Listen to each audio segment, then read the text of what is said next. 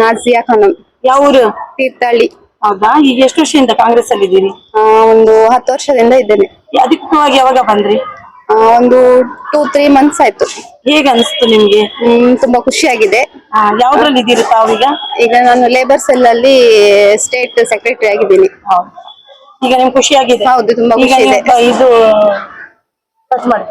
ವಿಚಾರ ಊರಿಂದ ಊರಿಗೆ ಬಂದು ಎಕ್ಸ್ಪೆಕ್ಟ್ ಮಾಡಿರ್ಲಿಲ್ಲ. ಆ ತರ ಒಂದು ನಮ್ಮ ಇವರ ಒಂದು ಸಲಹೆಯಿಂದ ನಮಗೊಂದು ಒಳ್ಳೆ ಒಂದು ಜಾಬ್ ಸಿಕ್ಕಿದೆ. ಅದೇ ರೀತಿ ಇನ್ನು ನನ್ನ ಕೈಯಲ್ಲಿ ಎಷ್ಟು ಸಾಧ್ಯ ಆಗುತ್ತೆ ನಮ್ಮ ಪಕ್ಷಕ್ಕೆ ಹಾಗೂ ನಮ್ಮ ಕೆಪಿಸಿಸಿ ಪುಟ್ಟಸ್ವಾಮಿ ಗೌಡ್ರು ರಾಜ್ಯಾಧ್ಯಕ್ಷರು ಅವರ ಒಂದು ಸಲಹೆ ಮೇರೆಗೆ ನನ್ನ ಕೈಯಲ್ಲಿ ಎಷ್ಟು ಆದ್ಯತೆ ತಳ್ಳಿಯಲ್ಲಿ ಅಷ್ಟು ನಾನು ಕೆಲಸ ಮಾಡ್ತೀನಿ. ಯಾವುದೇ ಕಾರಣಕ್ಕೂ ಹಿಂಜರಗಲ್ಲ. ಪ್ರತಿಯೊಂದು ನಮ್ಮ ಪಕ್ಷದ ಕಾರ್ಯಕ್ರಮದಲ್ಲಿ ನಾನು ತೊಡಗಿಸ್ತೀನಿ. ನಂಗೆ ಮುಖ್ಯ ಕೆಲಸ ಸಿಗಕ್ಕೆ ಮೇನ್ ಕಾರಣನೇ ನಮ್ಮ ತೀರ್ಥಹಳ್ಳಿಯ ನಾಜಿಯಾ ಖಾನಂ ಅವರು. ಈಗ ನಿಮ್ಗೆ ಯಾವ ಪೋಸ್ಟ್ ಆಗಿದೆ ತಮ್ಗೆ? ಈಗ ಜಿಲ್ಲಾ ಸಂಘಟನೆ ಮಾಡ್ತಾ ಇದ್ದೀನಿ. ಇವರಿಬ್ಬರಿಗೂ ಒಂದೊಂದು ಪೋಸ್ಟ್ ಕೊಡ್ಸಿದ್ದೀನಿ. ಖುಷಿ ಆಗ್ತಿದೆ. ಏನ್ ತಮ್ಮ ಹೆಸರು? ನನ್ನ ಹೆಸರು ನವಾಜ್ ಪಾಷಾ. ತಾವ್ ಎಷ್ಟು ವರ್ಷದಿಂದ ಇದ್ದೀರಿ? ಮೇಡಮ್, ನಾನು ಒಂದು 20-25 ವರ್ಷದಿಂದ ನಾನು ಕಾಂಗ್ರೆಸ್ ನಲ್ಲಿ ಇದ್ದೀನಿ. ಯಾರೊಟ್ಟಿಗೆ ಗುರುತಿಸ್ಕೊಂಡಿದ್ದೀರಿ? ಫಸ್ಟ್ ನಾನು ಯೂತ್ ಕಾಂಗ್ರೆಸ್ ನಲ್ಲಿ ಇದ್ದೆ. ಇವಾಗ ಮೈನಾರಿಟಿ ನಲ್ಲಿ ಸೆಕ್ರೆಟರಿ ಆಗಿದ್ದೀನಿ. ಬೆಂಗಳೂರು ಸೆಂಟ್ರಲ್ ನಲ್ಲಿ ಸೆಕ್ರೆಟರಿ ಆಗಿದ್ದೀನಿ. ಇವತ್ತು ಕೊಡಿಗ್ರಾಮ್ ಇತ್ತು. ನಮ್ಮ CM ಸಾಹೇಬ್ರು ಡಿ ಕೆ ಶಿವಕುಮಾರ್ ಸಾಹೇಬ್ರು ಅವರು ಎಲ್ಲಾರು ಬಂದು ಇವತ್ತು ಎಲ್ಲಾ ಸಭೆಯನ್ನ ಮಾಡಿಸಿದ್ದಾರೆ. ಇವತ್ತು ಲೇಬರ್ಸ್ ಡೇ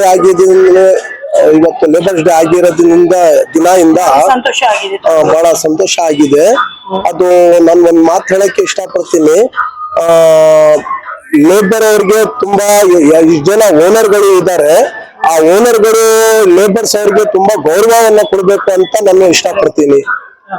ಅದು ಹೇಳಿ ಇಷ್ಟಪಟ್ಟು ನಾನು ಮಾತು ನಿಲ್ಲಿಸ್ತೀನಿ. ತಮ್ಗೆ ಈಗ 7-8 ವರ್ಷದಿಂದ ತಾವ್ ಇದ್ರಲ್ಲಿ ಇದ್ದೀರಿ. ಈಗ ನಿಮ್ಗೆ ಖುಷಿ ಆಯ್ತಾ? ತುಂಬಾ ಖುಷಿ ಆಯ್ತು. ಯಾಕಂದ್ರೆ ಇವತ್ತು ಕಾರ್ಮಿಕರ ದಿನಾಚರಣೆ ದಿವಸ ಇಷ್ಟು ದಿವಸದಿಂದ ನಾವು ಕೆಲಸ ಮಾಡಿರೋದು ಯಾರ ಕಣ್ಣಿಗೂ ಕಾಣಿಸ್ಕೊಂಡಿರ್ಲಿಲ್ಲ. ಬಟ್ ಇವತ್ತು ಒಳ್ಳೆ ಖುಷಿಯ ವಿಚಾರ ಏನಂತಂದ್ರೆ ಇವತ್ತು ನಾವು ಗುರುತಿಸ್ಕೊಳ್ಳಕ್ಕೆ ಇಲ್ಲಿ ಇಂತಹ ಸಭೆಯಲ್ಲಿ ನಮಗೆ ಅವಕಾಶ ಸಿಕ್ಕಿರೋದಕ್ಕೆ ತುಂಬಾ ಖುಷಿ ಆಯ್ತು. ಆ ಅವಕಾಶ ಕೊಡ್ಸ್ಕೊಟ್ಟವ್ರು ನಮ್ಮ ನಾಜಿಯಾ ಮೇಡಮ್. ಇವ್ರು ನನಗೆ ಗುರ್ತಿಸ್ಕೊಟ್ರು ಯಾವ ತರ ಇದು ಮಾಡ್ಬೇಕಂತ ಹೇಳಿ.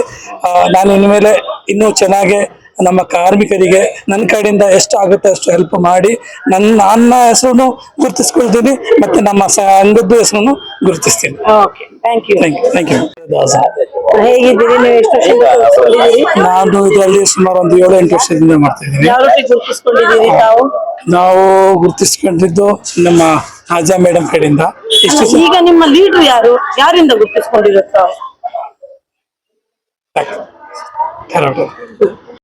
ತಾಲೂಕು ಗ್ರಾಮೀಣ ಅಧ್ಯಕ್ಷ ಪೋಸ್ಟ್ ಬಂದಿದೆ. ತೀರ್ಥಹಳ್ಳಿ ತಾಲೂಕಿನ ಎಲ್ಲ ಒಂದು ಗ್ರಾಮೀಣ ಒಂದು ಬ್ಲಾಕ್ ಅಧ್ಯಕ್ಷ ಸ್ಥಾನ ಸಿಕ್ಕಿದೆ. ಸಂಘಟನೆ ಮಾಡ್ತೀನಿ. ನನ್ನ ಕೈಯಲ್ಲಿ ಎಷ್ಟು ಕಾರ್ಮಿಕರಿಗೆ ಹೆಲ್ಪ್ ಆಗುತ್ತೆ ಅಷ್ಟು ಖಂಡಿತವಾಗ್ಲಿ ಮಾಡೇ ಮಾಡ್ತೀನಿ.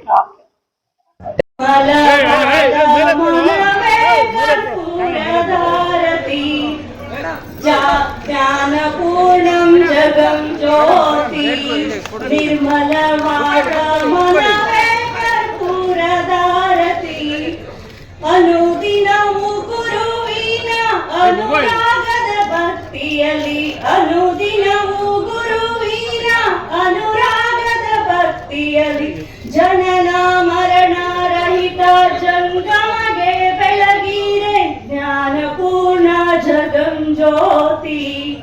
ನಿರ್ಮಲವಾದ ಮನವೇ ಕರ್ಪೂರದಾರತಿ, ಜ್ಞಾನಪೂರ್ಣಂ ಜಗಂ ಜ್ಯೋತಿ. ನಿರ್ಮಲವಾದ ಮನವೇ ಕರ್ಪೂರದಾರತಿ. ಚಪಳಿ. ಜ್ಞಾನಪೂರ್ಣಂ ಜಗಂ ಜ್ಯೋತಿ. ನಿರ್ಮಲವಾದ ಮನವೇ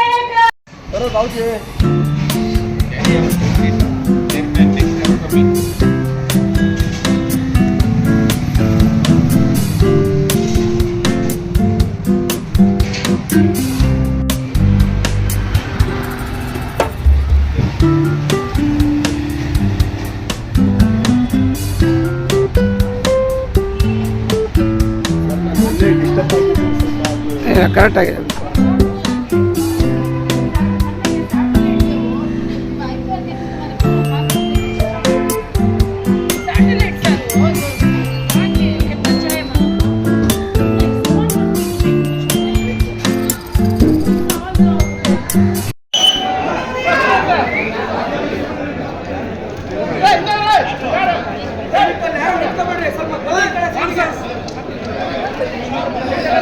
ಈಗ ನಮ್ಮ ಕರ್ನಾಟಕ ಪ್ರದೇಶ ಕಾಂಗ್ರೆಸ್ ಸಮಿತಿಯ ಕಾರ್ಮಿಕ ವಿಭಾಗದ ನಮ್ಮೆಲ್ಲರ ನೆಚ್ಚಿನ ಅಧ್ಯಕ್ಷರಾದಂತಹ ಪುಟ್ಟಸ್ವಾಮಿ ಗೌಡರು ಪ್ರಾಸ್ತಾವಿಕ ನುಡಿಯನ್ನ ಹೇಳ್ತಾರೆ.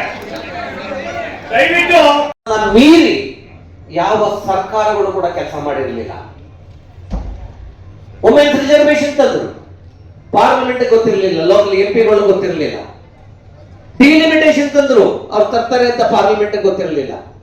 ಇವತ್ತು ಡಿಲಿಮಿಟೇಷನ್ ಆಗ್ಬೇಕು ಅಂತ ಇಡೀ ದೇಶ ಚರ್ಚೆ ಆಗ್ಬೇಕು.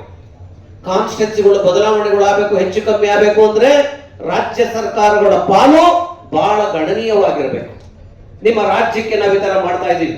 224 ಕಾನ್ಸ್ಟಿಟ್ಯೂನ್ಸಿ ಇದೆ, 300 ಚಿಲ್ಲರೆ ಕಾನ್ಸ್ಟಿಟ್ಯೂನ್ಸಿ ಆಗುತ್ತೆ. ಇದರಲ್ಲಿ ನಿಮ್ಮ ಅಭಿಪ್ರಾಯಗಳು ಏನು ಅಂತ ಕೇಳಬೇಕಾಗಿತ್ತು. ನಿಮ್ಗೆ ಕುತ್ಕೊಳ್ಳೋದಕ್ಕೆ ಜಾಗ ಇದೆಯಾ? 300 ಜನ 330 ಜನ ಮಾಡಿದ್ರೆ MLA-ಗಳು ಕುತ್ಕೊಳ್ಳೋಕೆ ಜಾಗ ಇದೆಯಾ? ಅದಕ್ಕೆ ಪರ್ಯಾಯವಾಗಿ ಏನ್ ವ್ಯವಸ್ಥೆ ಮಾಡ್ಕೊಂಡಿದ್ದೀರಾ? ಇಂಥದ್ದೆಲ್ಲ ಕೇಳುವಂತ ಪ್ರಶ್ನೆಗಳು ಆಗ್ಬೇಕಾಗಿತ್ತು. ಕೇಳಲೇ ಇಲ್ಲ. ಯಾವ್ದು ಏಕಾಏಕಿ ಕಾನೂನುಗಳನ್ನ ತಂದ್ರು.